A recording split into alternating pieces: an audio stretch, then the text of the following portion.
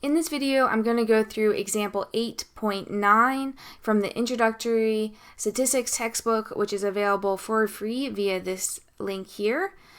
Basically, I'm going to be constructing a confidence interval for a population mean when sigma is unknown, and I will be using Microsoft Excel as my calculator. Okay, so first thing, let's go ahead and read through our example. All right, so we have the Human Toxome Project, HTP, is working to understand the scope of industrial pollution in the human body. Okay, so they went ahead and they tested cord samples from 20 newborn infants in the US. And here's their data. All right, so what we want to do, you can read through, there's more information given there about what chemicals they tested for, listed here in this paragraph. But basically what we want to do is we want to construct a 90% confidence interval for the mean number of chemicals found in infants' blood. So how are we going to go about doing that? Well, the first thing that we're going to need to do is we're going to need to figure out what the sample mean X bar is. Okay, and then we'll need to basically kind of construct like a buffer zone around X bar, and we'll come up with a lower limit and an upper limit, and we'll say we're 90% confident that the population mean, mu, is inside this interval somewhere. Okay, remember, we can figure out X bar, the sample mean, from our data, but we don't know the population mean, mu. Okay, so how am I going to construct that interval, that 90% confidence interval? I'm going to use the t distribution to help me figure out this confidence interval, okay? And in order to use the t distribution, there's one very important thing that we need to assume. We need to assume that this data, that the number of chemicals found in infant blood is normally distributed. We need to assume the normal distribution. If you are not able to assume the normal distribution, then you cannot use the t confidence interval that I'm about to use, okay? So it's very important that you are able to make that assumption. So if the data were really skewed, there's a big tail to one side, for example, then you may not feel comfortable making that assumption.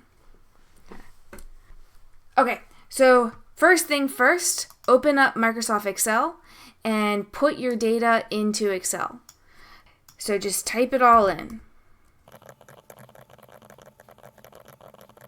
And if I wanted to do a quick check to make sure that this is, not skewed, I could go in Microsoft Excel, highlight the data, and I could insert a really quick histogram. So insert, here is the little bars, and you see the histogram there. Okay, and this is just a quick check to make sure that this data doesn't appear to be super skewed. And we can see here that this is a pretty symmetric histogram. So the normal assumption seems actually really reasonable. Okay, so I'm going to go ahead and delete that. All right, very good. So next thing, let me go up to the top and let me figure out what X bar is. What does our sample mean? Type in equals and then type average, open parentheses, and highlight all of your data. Okay. Scroll back up, close parentheses, and press enter. 127.45. So that's my average. I'm sitting here at 127.45. And so what I want to do is I want to construct this buffer zone around 127.45 so that I can be 90% confident that mu is somewhere inside of this interval. Okay, so that's what the 90% confidence interval is. Okay, so to do that, I can use Excel to figure out some sort of margin of error, which I'll name E. Okay, and E is the distance I'll travel above and below our sample mean to construct this interval. All right, so I need to figure out what E is, the margin of error. Now, when I go to Excel, it's going to ask me, well, what's the standard deviation of your data? The sample standard deviation of your data. So I need to figure that out, okay? And then it's also going to ask me, what is alpha? Well, alpha depends entirely on your confidence interval. So in this case, it'll be 1 minus 0.90.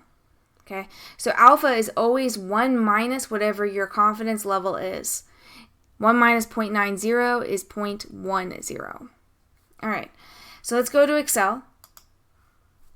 First thing, let's calculate the sample standard deviation. So type equals STDEV dot S for sample standard deviation.